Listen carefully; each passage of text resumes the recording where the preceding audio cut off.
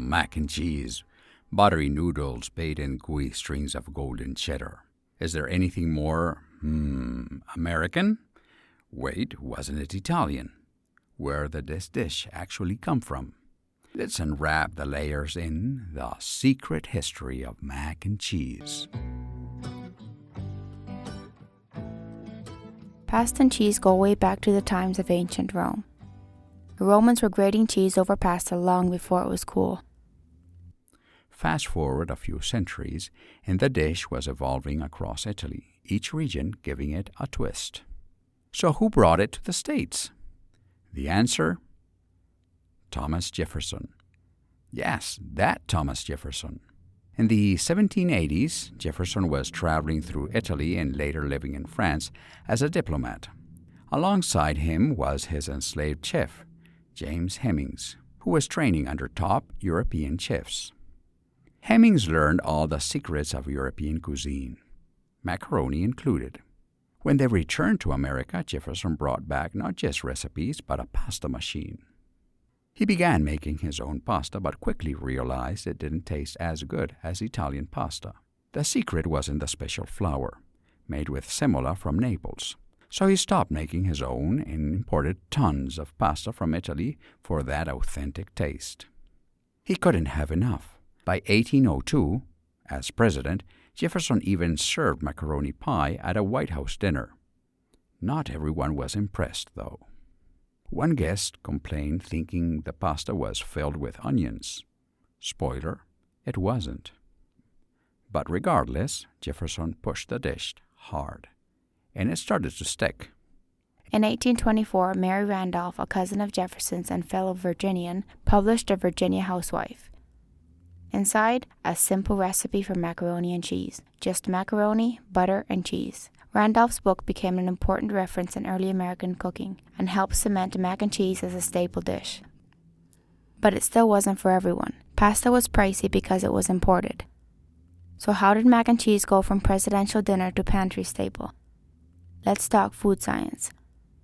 In 1911, two Swiss chemists were trying to extend the shelf life of cheese. They melted it, added sodium citrate, and voila, processed cheese was born. But it wasn't the Swiss who married pasta and processed cheese, it was a Canadian. James Louis Kraft, born in Ontario, started selling cheese from a wagon in Chicago. To solve spoilage issues, he perfected the Swiss technique using sodium phosphate and patented it in 1916. That cheese didn't just last, it thrived. During World War I, Kraft sold 6 million pounds of it to the U.S. military.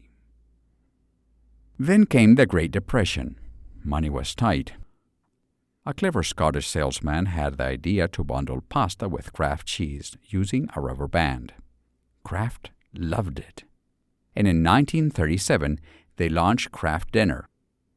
A meal for 4 in 9 minutes, all for just 19 cents. It was an instant hit. That year alone, 8 million boxes were sold. During World War II, rationing made meat and dairy scarce.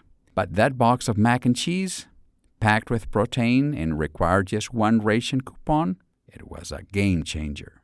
By 1943, sales soared to 80 million boxes.